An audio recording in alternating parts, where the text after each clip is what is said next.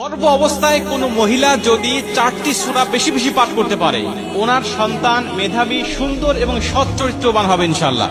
এই 4টি সূরা মা বোনদেরকে বলবো, যারা প্রেগনেন্ট, যারা গর্ভ অবস্থায় আছেন, আপনারা বেশি বেশি পাঠ করবেন। প্রয়োজনে এটা অন্যদেরকেও আপনারা শোনার সুযোগ করে দিবেন, আমল করার সুযোগ করে দিবেন, এটা জানাবেন। নবীজি সাল্লাল্লাহু আলাইহি ওয়াসাল্লাম হাদিস থেকে আমরা এই সমস্ত ইঙ্গিতগুলো পেয়ে থাকি। বিভিন্ন মুহাদ্দিসরা বর্ণনা করেছেন যে এই 4টি সূরার মধ্যে আল্লাহ রাব্বুল আলামিন কিছু ফজিলত রেখে দিয়েছেন। এই ফজিলত অনুযায়ী কোনো মহিলা যদি গর্ভ অবস্থায় বেশি বেশি পাঠ করতে পারে, তাহলে এর একটা ইফেক্ট তার সন্তানের উপরে পড়ে। বর্তমান বিজ্ঞান বলছে সন্তানের বয়স যখন 22 সপ্তাহ থেকে 32 সপ্তাহ পর্যন্ত হয়ে যায়, তখন মায়ের পেট থেকে সে বাহিরের সবকিছু শুনতে পারে। মা কি করছে, মা কি বলছে, এটা সে শুনতে পারে। এমনকি বিজ্ঞান বলছে যে সন্তান মায়ের পেটে থাকা অবস্থায় যেটা শুনেছে, বাহিরে আসার পরে ওই আওয়াজটা সে তালাশ করতে থাকে, ওইটা শুনলে সে শান্ত হয়। আর নবীজি বলছেন, মা যদি কোরআন তেলাওয়াত করে, এই কোরআনুল কারীমের একটা ইফেক্ট সন্তানের উপরে পড়ে যায়। অর্থাৎ এই কোরআনুল কারীম তার উপরে এমন ইফেক্ট ফেলে যে কোরআন অনুযায়ী তার জীবনটা গঠন করা তার জন্য সহজ হয়ে যায়।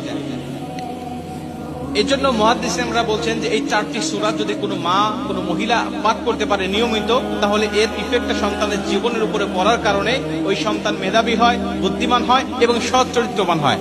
যেমন প্রথম নম্বরে তারা সাজেস্ট করেছেন সূরাতুল লুকমান তেলাওয়াত করার জন্য। সূরাতুল লুকমান তেলাওয়াত করলে তারা বলেন যে সন্তান তীক্ষ্ণ মেধার অধিকারী হবে এবং হিকমতওয়ালা হবে, তার অনেক হিকমত থাকবে, জ্ঞান আল্লাহ পাক তাকে দিয়ে দিবেন। কারণ আমরা জানি এই সূরাতুল লুকমানের মধ্যে লুকমান তার আলোচনা করা হয়েছে, যিনি ছিলেন অনেক হিকমতওয়ালা, অনেক তীক্ষ্ণ বুদ্ধি সম্পন্ন। আল্লাহ তাকে হিকমত দান করেছিলেন, জ্ঞান দান করেছিলেন। অতএব এই সূরাটা বেশি বেশি পাঠ করবেন। এরপরে সূরাতুল ইউসুফ, অনেক মুহাদ্দিস বলেছেন সূরা ইউসুফ যদি কোনো মা নিয়মিত তেলাওয়াত করতে পারে গর্ভ অবস্থায়, তাহলে তার সন্তান অনেক সুন্দর হবে। যদি সে মেয়ে হয় তাহলে জুলেখার মতো সুন্দরী হবে। অনেকেই বলেছেন যদি সন্তান হয় তাহলে ইউসুফ আলাইহিস সালামের সৌন্দর্যের একটা রেশ আল্লাহ পাক তাকে দিয়ে দিবেন। এই জন্য সূরা ইউসুফ গর্ভ অবস্থায় আপনারা বেশি বেশি তেলাওয়াত করবেন ইনশাআল্লাহ। 3 নম্বরে সূরাতুল মুহাম্মদ, যে ব্যক্তি সূরাতুল মুহাম্মদ বেশি বেশি তেলাওয়াত করে, ওই সূরাতুল মুহাম্মদ তেলাওয়াত করার কারণে আমাদের প্রিয় নবী মুহাম্মদ রাসূলুল্লাহ সাল্লাল্লাহু আলাইহি ওয়াসাল্লামের একটা ইফেক্ট তার উপরে পড়বে।